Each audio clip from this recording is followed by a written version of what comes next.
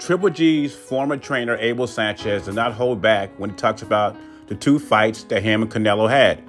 He thought Triple G won both those fights, and he also thinks Triple G will win the trilogy if he's trained correctly.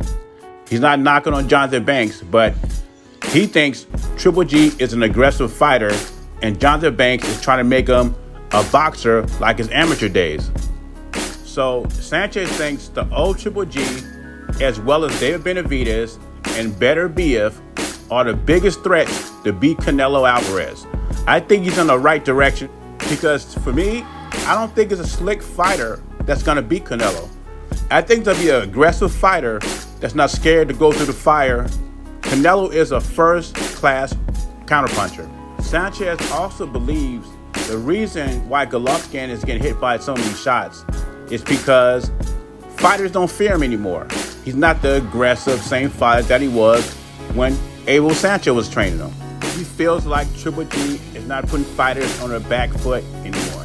Like I said, Sanchez is headed in the right direction because I believe it has to be an aggressive fighter that has a chance to beat Canelo. Even though I gave Triple G the first fight, I thought he was a little hesitant in certain points in that fight. And when you look at Billy Joe Saunders and Caleb Plant, who are not aggressive fighters, they're slick fighters. And they weren't very offensive in their fights with Canelo Alvarez as they were in other fights. So when you look at a David Benavidaz and Beterbiev, they're aggressive with a lesser opponent.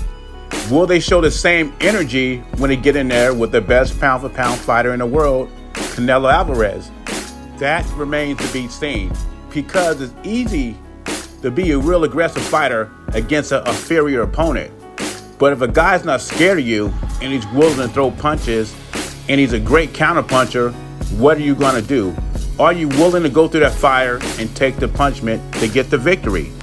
I mean, even the best defensive fighters take big shots in a fight.